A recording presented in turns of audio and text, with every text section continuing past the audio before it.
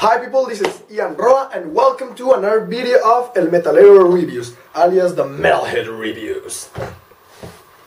And yeah, I just finished recording the perks of being a Wallflower review in Spanish, and before that I had just finished recording the Hobbit review in English, and before that I had just finished recording the Hobbit review in Spanish, so I'm recording quite some reviews right now this morning.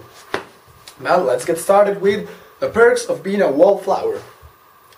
I absolutely love this movie, such an amazing movie, I love it. I have seen it 2 times in the last 3 days, and shit I will pay to see it 2 more times, without a shadow of doubt. And I feel very bad because, I don't know if in the US it's different, but here in Mexico, this movie hasn't been very advertised. There hasn't been much advertising for it, and it deserves the advertising because it's such a great movie, especially if you're a teenager, because I'm a teenager. Especially if you're a teenager, it's more still if you're in your last year of high school, you gotta see this movie. And fuck Twilight, fuck Hunger Games, and I really liked Hunger Games, but shit, those shouldn't be the movies every teenager is watching. This should be the movie every teenager is watching because it's amazing. The cast is wonderful. We got 4 actors that I recognized right away. Emma Watson as Sam. I think she's called Samantha, right? Because Sam, well, for a woman. Well, we got the Nina Dobrev, who plays Elena and Catherine in the Vampire Diaries, and as the main character's sister. And shit, do I love Nina Dobrev. It's like, I'm gonna marry her one day, you'll see. We got Paul Rudd as the main character's English teacher, and he's amazing. I really liked him in Friends. I know he's in Halloween 6, but I don't really like that movie. He's in other movies, but his most memorable character for me is Mike, the guy who marries Phoebe in Friends, because I love Friends. And we got Melanie Lindsay, who plays Charlie Harper's crazy stalker Rose in 2.5 Men. And oddly enough, the main character here is also called Charlie. And well, those are the 4 actors I recognized right away. And the other 2 main characters, I didn't know the actors, but shit are they awesome. They play the part wonderful, they have chemistry. We got Ezra Miller as the main character's best friend, and we got Logan Lerman as the main character, Charlie. And well, let's see what we got here.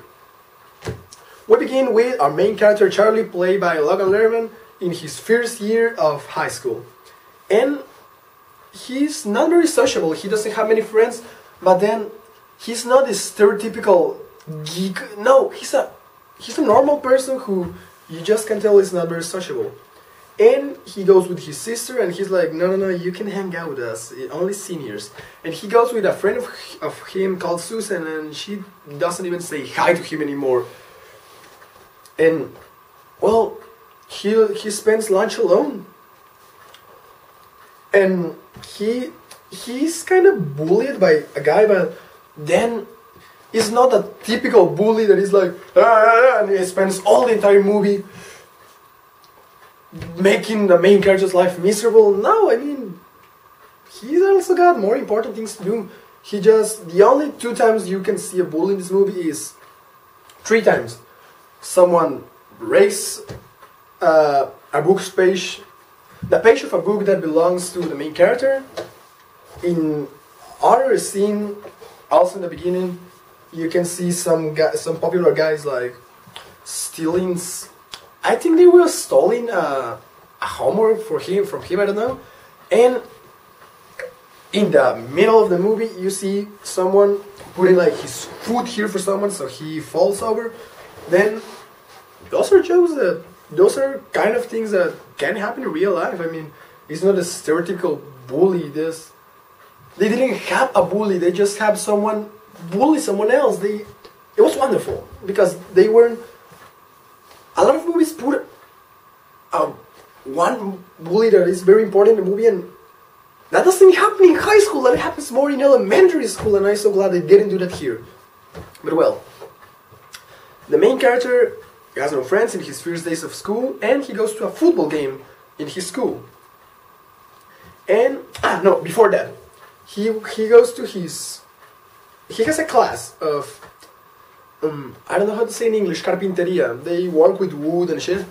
And we see Patrick, played by Ezra Miller, and he's a senior, but he always fails a class, so he's taking it with the freshies. And he's the kind of likable character. He makes jokes and everything. So in the next scene, we can see Charlie in a football game in his school, and he's alone. And then he sees Patrick right there, and he's, well, I'm gonna sit with him. And they begin talking, and they like each other. And right then appears Emma Watson, whose character is called Sam, and she's Patrick's stepsister. And Charlie becomes real good friends with those two guys, with Patrick and with his sister Sam. And, well, they become friends. And Patrick and Sam introduce Charlie to their friends, and they're all really likable characters. They're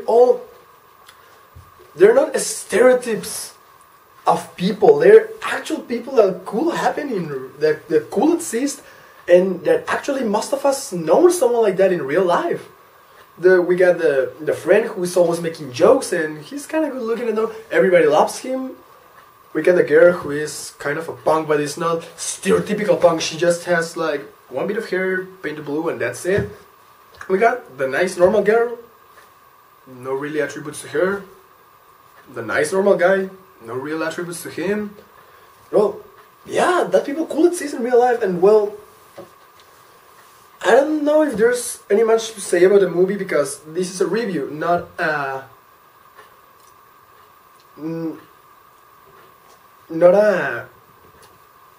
we're not trying to tell the story. We just want to tell you kind of what happens, what is it about, and well, that's the story. It's the main character's daily life in high school. That's it. The troubles he faces in high school, the good time he spends in high school. The movie is his whole first year in high school. But all his friends, all the other characters are in their senior year, their last year. So you get a feel of ending high school, even though the main character is just in his first year, because everybody else is in their last year. And well, what makes this movie great? Two things. The performances by these actors, and the realism of it is so. I'm so glad. There are tons of movies about the high school, but they are all so cliched, and this doesn't have all those cliches. This is real. And I'm in my fucking last year of high school right now. I'm a teenager right now, so I know what shit happens there. This is the real deal. This is what happens. It's not exaggerated. It's not overestimated. It's not underestimated. The guy who wrote this really knew his shit. Really thought of how was his life when he was 16 going into 17. And yeah, I mean, every movie about high school has these cliches. The first one being people who are in their 30s playing the role of someone who's 17, and that is just so distracting, because I don't know why there are a lot of actors who are 17 or 16 years old, and they always play the part of someone who's 9 and 10 or 10 years old. I don't know why. And when they want a character to be 17, what do we got? Edward Cullen. And not just in that movie, in every movie about high school. I mean, yeah, almost every movie we got those guys who obviously finished university some years ago, who maybe married and have children, and they're like, yeah, I'm 17. And no, you don't look like that when you're 17. You look like me. I'm 17. And they make fun in Friends in one episode, actually. And it's a really funny episode because Joey Tribbiani wants the role of a 17-year-old kid, and he goes to Chandler all dressed like a cholo or something, and he's like, yo, sup man, the street and everything. Hey, do I look 17 or what? And Chandler's like, yeah. Really? No, Joey, you're 31 years old. And yeah, that happens in a lot of movies. In Cabin in the Woods, they handle it great. And I hated Cabin in the Woods. I'm a great horror film fan, and the premise is good, but the rest is not good. But there's something they handled well. They wanted to have students as the main characters, but they wanted to use these actors who are one of them is Chris Hemsworth, alias aka Thor. I mean, they wanted all their characters. So what did they did? They say that they were in university, no high school, no college, university. That works. And yeah, most movies don't do it, and this one did it. This one put characters who actually look like they might be in high school, except with maybe Ponytail Derek and Candace Nina Dobrev. Aside from them, you totally buy they are in high school. And even those two characters, it's not impossible to believe they are in high school. You can buy it. The other cliches they didn't do in these movies. Every other high school movie has its characters being so stereotypical. I mean, you can clearly see who's the bully, who is always the quarterback on the football team, and well, no one is so obsessed with their school football. I mean, you're a fan of the Chargers, of the Giants, of the Raiders, of the Saints, of the Patriots. No one is that obsessed with high school football. Oh, well, maybe in the US they are. I don't know. Here in Mexico you aren't. And well, but then again, no. Every people has a typical bully. You can totally say these are bullies or these are geeks. And no, that's not how it works in real life. There's people who's popular. There's people who's not that popular but are actually a majority. I mean, here you didn't have the stereotypical quarterback who is the guys all the girls want, and you don't have the cheerleaders who are fucking sluts and stupid. You didn't have the stereotypical geek. You didn't have the stereotypical gay character, and you have a gay character, but it's not a stereotypical gay character. And I'm not gonna say who he is, but there's a gay character here, and I'm so glad they didn't use all the stereotypics, because those stereotypics don't exist in real life, and you got a gay character here, and he's not like the typical gay who from 10 miles away you can tell, even at night, there's a faggot coming. Oh, sorry if I offended someone. There's a gay man coming. No, here you don't. When they tell you he's gay, you buy it. You're like, that makes sense. Yeah. He does look kind of gay now that you say it, but before that, you wouldn't have believed it because, well, he's a normal person who happens to like men, and I'm not against homosexuals. I'm not pro-homosexual. I really don't care much about him. And in most movies, when they have a gay character, they do one of those things. If he's a comedy, he's a stereotypical gay man who's like, oh yeah, how are you, man? I'm gonna slap your tiny little ass right there.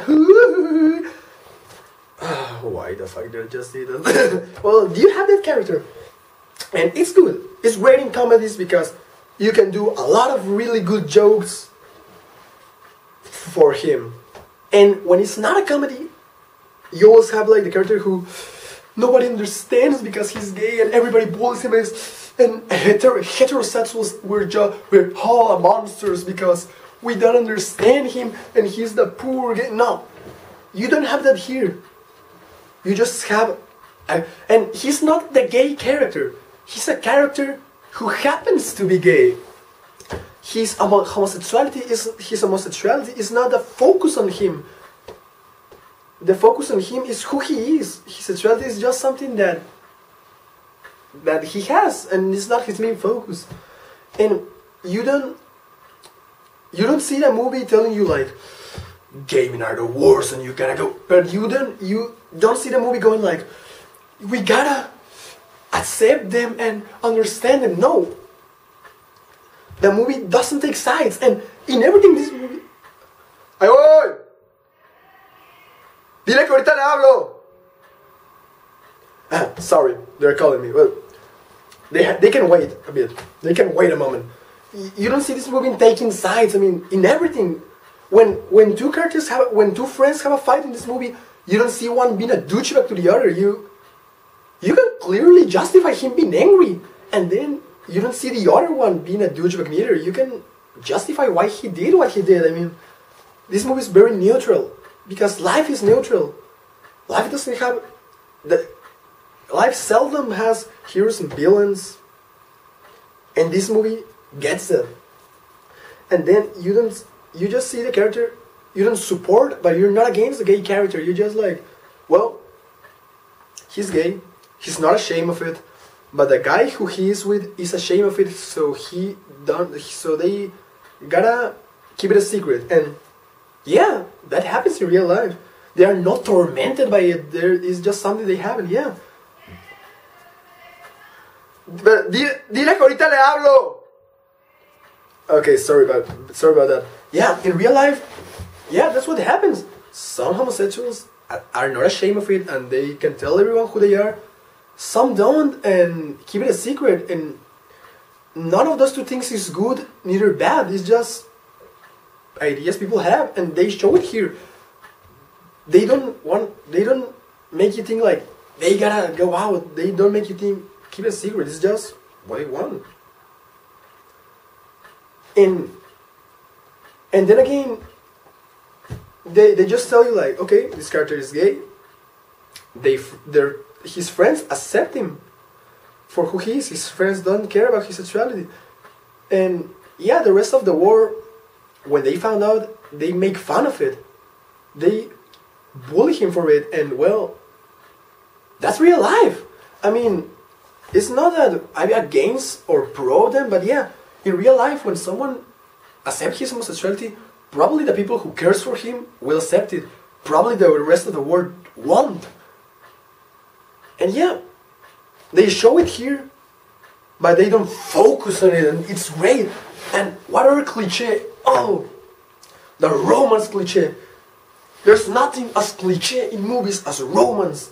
And I'm glad they didn't do it. I'm glad they didn't do it here. Most movies show like, love at first sight, and I love you when the first time I saw you, and I'm tormented because I'm not with you, and I go to hell and back from it just to show you that I love you. I make these big gestures, and in the end, the character is leaving to another city, and he's like, if only I had tell her how I feel, and he runs to the airport, and just when she's about to enter the plane, he's like, I love you, oh, I love you too. And I'm so glad they didn't do these cliches in here, because that never happens in real life.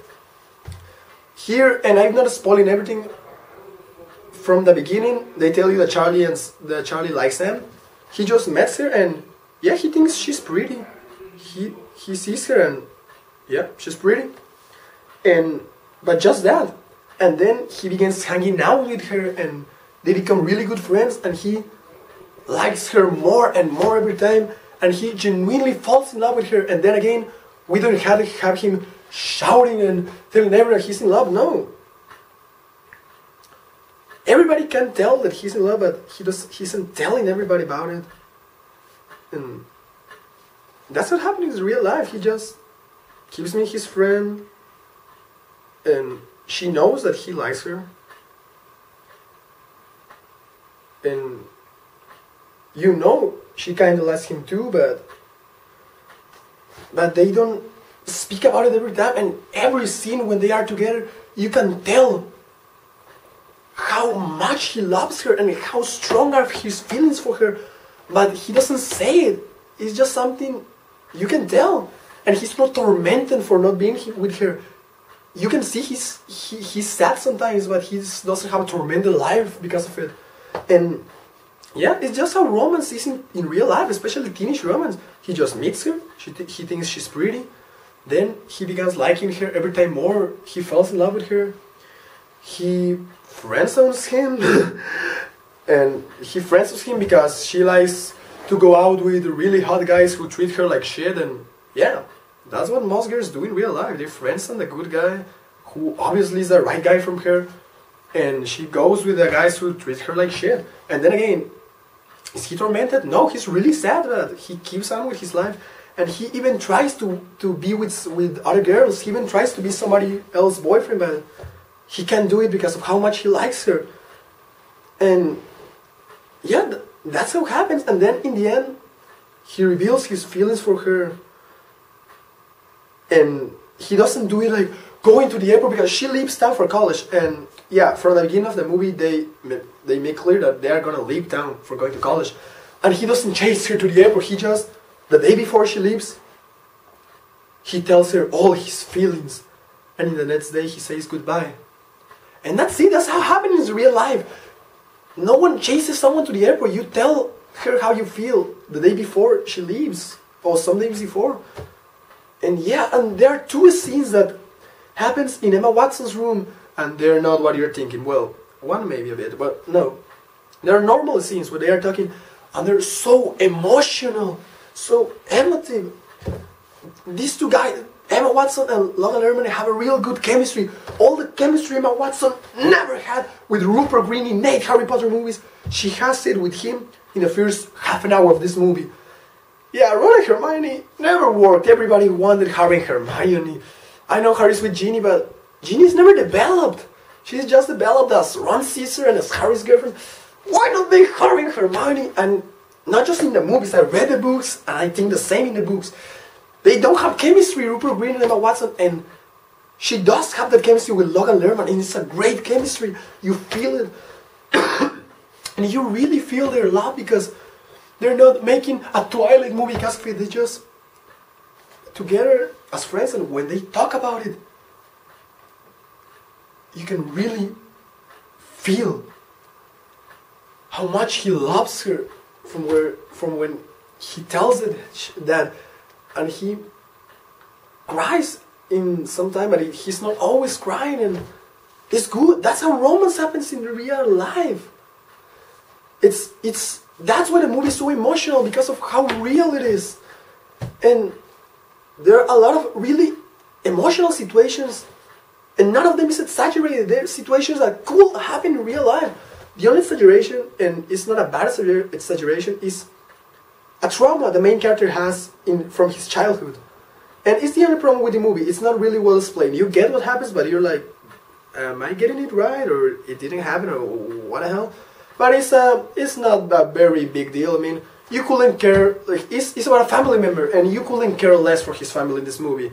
The focus here is the friends from his school, because life will go on, and you will continue to see your family every time, but are your friends that leap down when you finish high school, and that's the main focus in the movie. And yeah, that's about it. That's why the movie is so good, because of his great casting, great performances, and realism. Everything is real, and the ending is so emotional. I'm not gonna tell you what happens, but there's a scene. The ending scene is something a lot of people do. They are showing you what is happening, and there's a narration by the main character, because he's remembering what happened, or he's writing it down or something. And you can see the scene, and you're listening to the narration of him. And yeah, most movies have good speeches, but this one has such a great speech from the main character narrating this, and such a great scene. The scene is great, the speech is great, and they fit together beautifully. It's one of the most beautiful scenes I've ever seen. I'm not someone who cries in movies. I think I've only cried in one movie in all my life, and no other movie had even got close to it. I see girls crying in movies, and I'm like, how much time left? But this one almost made me cry, because it's a great movie. It's a really emotional movie. I almost cried because of it. Especially because I'm in my last year of high school, so I'm going through everything these characters are going through. And now in the parties, I forgot to say that about the realism. There are not huge parties, there are normal parties you have in high school. But well, returning to my conclusion, if I have to grade it from 1 to 10, I give it a 20, because it's such a beautiful movie. It's already my top 10 movies of all time, favorite movies of all time. Maybe not top 10 best movies, but top 10 personal favorites. I love it. To whom I recommend this movie? If you're alive, this movie will do you good. It's a great movie. I will recommend it to everyone, but especially teenagers. Forget Twilight, forget Harry Potter, forget Hunger Games. And I like Hunger Games, and I don't dislike Harry Potter movies. The books are good, but this is a real deal for teenagers. Especially if you're in your last year of high school, you gotta watch this, because it will make you cry. So emotional, so good. I love it. Thank you.